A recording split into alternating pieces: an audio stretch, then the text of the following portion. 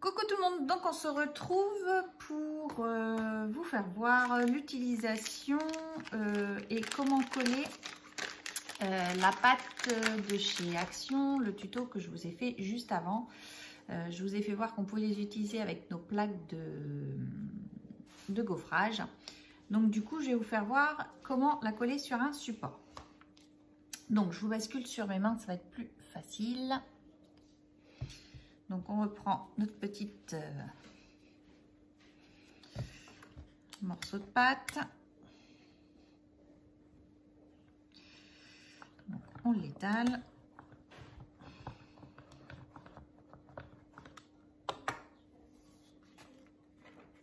Donc là je prends le côté où c'est incrusté dedans.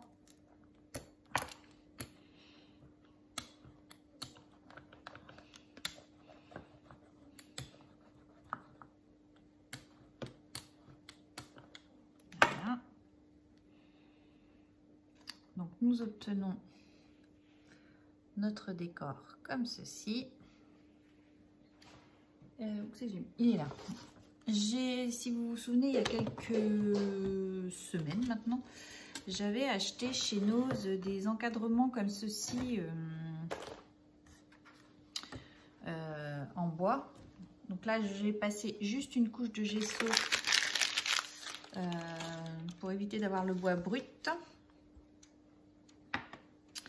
Et donc maintenant, nous allons coller notre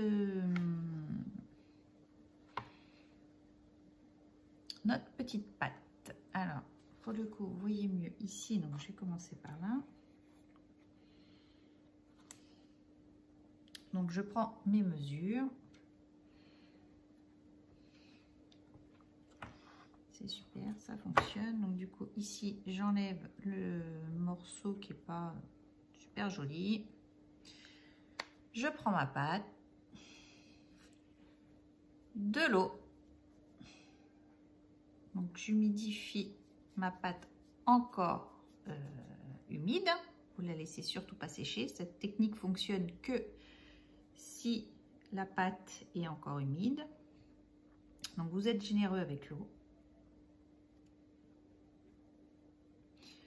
Donc ça, j'ai vu ça sur une chaîne YouTube et j'ai trouvé ça vraiment super sympa. Donc là, je suis derrière mon cadre, je mesure pour que voilà, on ait quelque chose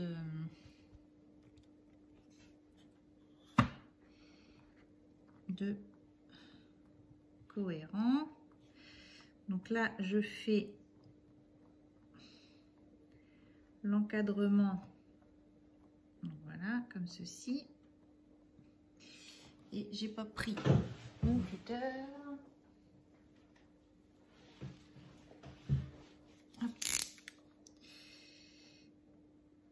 J'enlève l'excédent.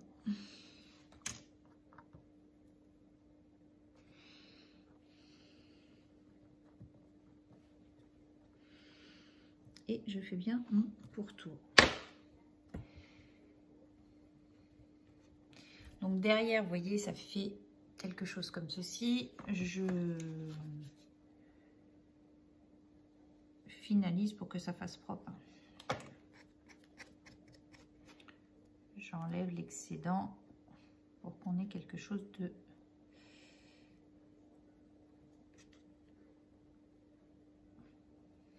droit. Et du coup, j'aplatis un petit peu. Hop.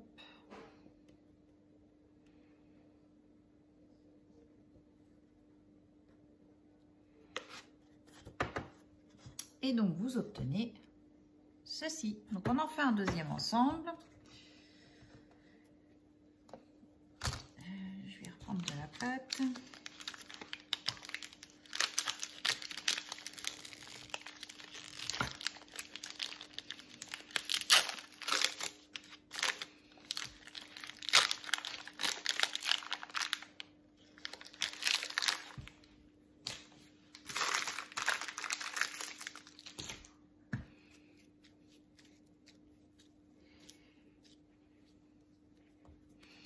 Donc ça sert à rien d'en prendre beaucoup puisque de toute façon là sur ce projet là il me faut de la longueur. j'en fais pas forcément beaucoup à la fois.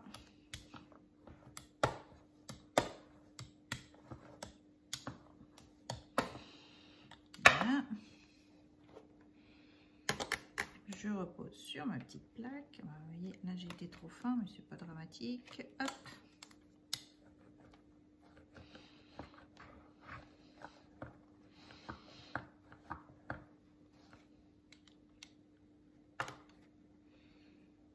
Voilà. Donc, toujours ce même rendu. Et donc après, vous venez superposer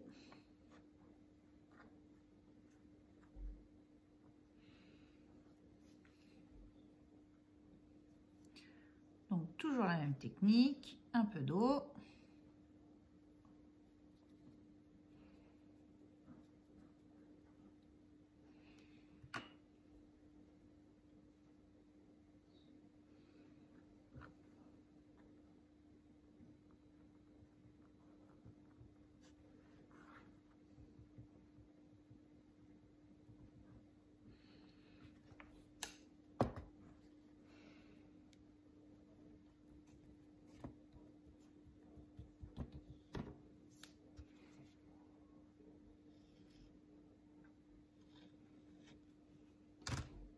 Voilà.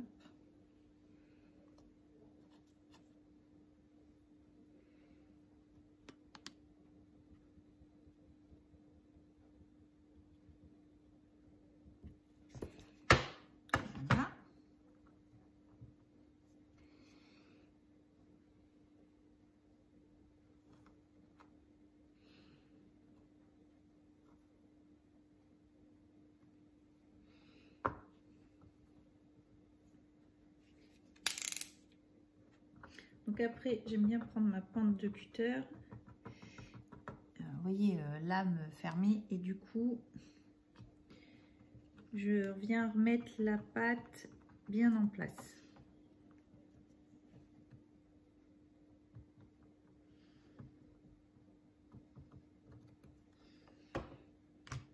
Et donc, nous obtenons pareil. Vous voyez, nous avons fait... Ah, hop, je vais remettre comme ça. Peut-être vous relever un petit peu. Nous avons fait la deuxième bande. Donc, je vais continuer. Je vais vous retrouver pour vous faire voir le cadre fini. Je vous dis à tout de suite. Donc, on se retrouve. Je viens de finir l'encadrement de notre cadre. Donc, vous obtenez ceci. Donc, vous voyez, on voit les raccords. Alors, attendez, je vais remonter. Hop, comme ça. Je vais vous le mettre plutôt comme ça. Donc là, c'est encore tout frais. Vous voyez, on voit les raccords, mais on va se retrouver de toute façon après pour la déco. Donc là, il faut laisser votre projet sécher au moins 24 heures pour que l'eau qu'on a mis colle bien à la pâte et au support. Donc là, je suis 24 heures sans y toucher. Pour éviter que ça colle à ma plaque, j'ai des petits bouchons comme ça de lait que je mets en dessous, ou n'importe, hein, pour éviter que ça colle et que ça sèche bien. Donc le rendu, bon, c'est vrai qu'on se rend pas trop compte comme ça ce que ça peut donner, mais une fois colorisé, il y a un très joli rendu. Voilà. Donc, on se retrouvera dans une prochaine vidéo pour la customisation de ce projet que je ferai en mix média.